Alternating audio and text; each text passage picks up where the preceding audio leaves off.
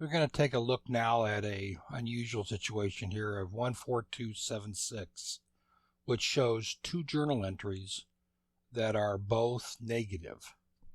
Now it's common, or it's possible, to have two journal entries normally that would have a negative and a positive that we will be looking at a little bit later, and we'll show how to clear those out. But in this particular case, doesn't make a lot of sense why there's two journal entries and then it shows as a total overpayment of $160.80. If we actually look at the customer record and actually look at what's going on there in here, we will see that there are the two journal entries, and there's 4 payments and an invoice. So let's take a look at it in CCC, and we can see that we've got 4 actual payments, and then there's a series of 3 listed adjustments here, and there is a negative balance of $160.80. To be honest with you, all these 3 at the bottom are completely incorrect. Again, overpayment keep will always be a negative number because it's the amount of money that's going to be able to zero out a negative balance. But as you can see, we've got a positive, which should never be there, and then we've got another negative, and then we've got another positive. Again, should not be there. So the first thing that we're going to do is we're going to remove these by zeroing these things out in reverse. So we're going to do an overpayment keep. And this is for the insurance side, so we'll have to make sure these are always insurance. The date of the first one that was put in for whatever reason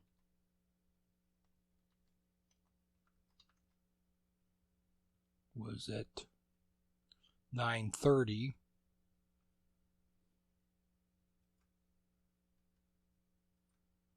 And the amount that was put in was a positive 170, so to reverse it, we now need a negative 170.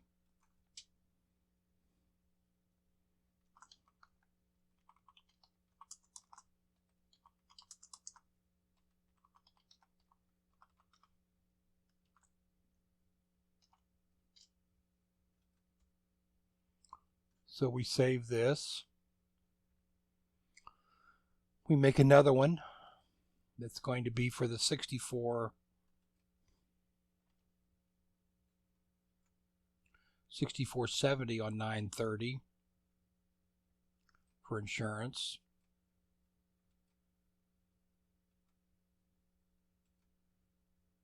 And since this one was put in as negative, this one's going to be positive.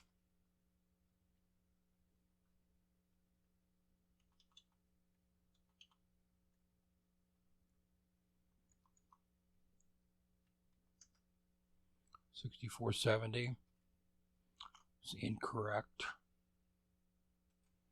And then the last one to reverse out was for the 96. It was on 10/1. Still put into the overpayment for some reason.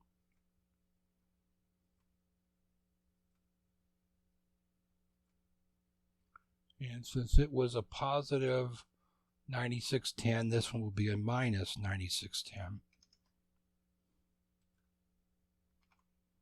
Okay, so now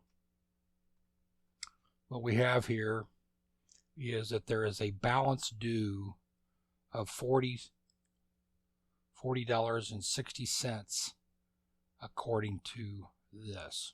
Now, if we look at all these, we have to get rid of the ones that are in QuickBooks, and we have to actually get rid of these 2.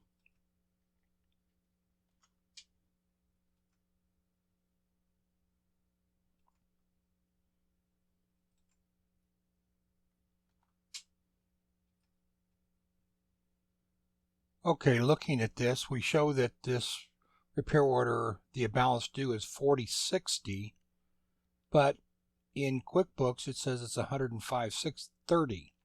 Now, looking at this more carefully, when I did this reversal of this minus 6470 and added the 6470, the mistake that was made is that particular minus 6040 or 6470 was actually voided, which I didn't pick up initially.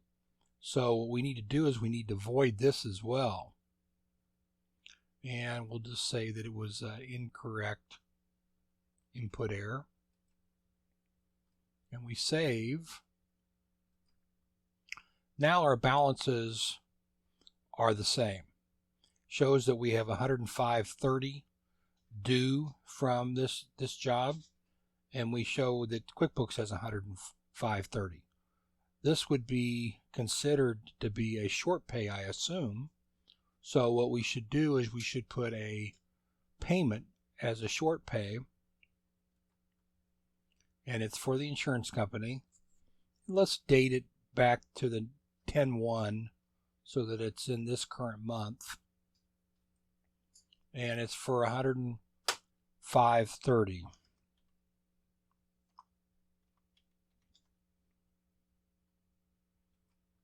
And we hit save and close. And we hit save and close again. So now what we want to do is we want to send over not all those transactions, but we want to send the $105.30 over. And these are all receipts. So let's take a look to see what's in the container ready to send over.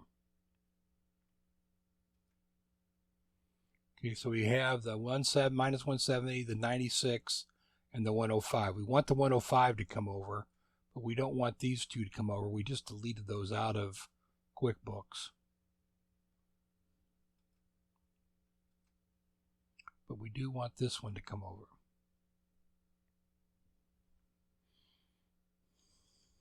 So now, when we go over to QuickBooks, we can apply credits.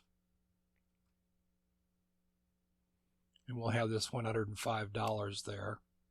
I could have gone to the open invoice report and done it the other way, but since I was already in this invoice, applying credits is a little faster. So that is complete.